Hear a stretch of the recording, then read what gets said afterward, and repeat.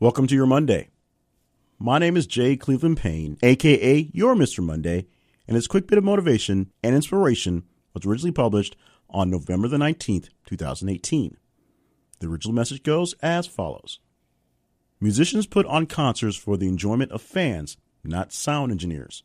Flawless perfection is not always necessary. So, going a bit deeper, I've been putting in a lot of extra work running sound for projects and programs. Just don't get into why this has happened, but I just seem to be behind the scenes and hanging out with the guys in the booth when I'm at concerts and shows.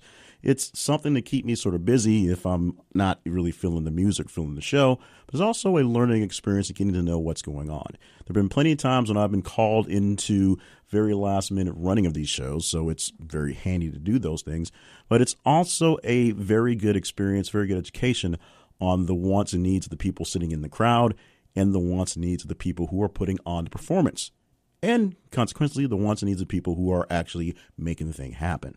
There's a disconnect in perfection.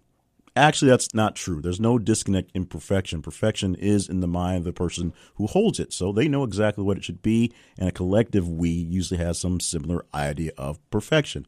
But there is a disconnect in the perfection between two people who aren't exactly the same, i.e. the person who wants the perfect event to go on and the person who just bought a ticket and wants to be entertained.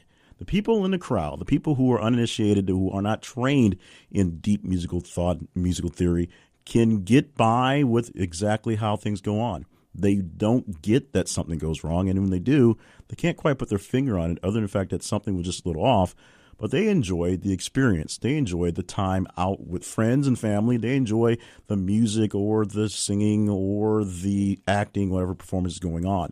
And sometimes they actually enjoy the flubs. They do like to see the things that don't quite go right because it makes them feel like they're inside a production. They're a part of the thing. Consequently, the person who's putting on the show, who's footing the bill for the thing, wants it to be as grand as possible because they fear that if something is just a bit off, the people will complain and want their money back. And that could be a pretty solid complaint if something goes really, really bad. But in most cases, the perfection they're looking for, because they have a big plan going on, is not the same as what the people in the crowd are looking for. They're more happy with good enough than the people running the show. Now, the guy running the sound and doing the lights and having the production going on, the non-stars in the field who have to deal with getting the stars in place and making sure they're doing the best they can do, plus the yelling and screaming from the production guys who are seeing things not quite the way it was put out on paper, they're living in two different worlds and fighting two different battles. At the same time, they have their wants, likes, and their things they prefer as well. So if they get a chance to put some input in something and they see something wrong and can correct it because they have been there, that's a great thing. If they overcorrect, then it's on them. But they have to basically work with both sides to make sure that the people on stage are doing well and the people behind the stage are in less of a panic mode. But remember, who are you performing for? You're putting out for the people in the crowd.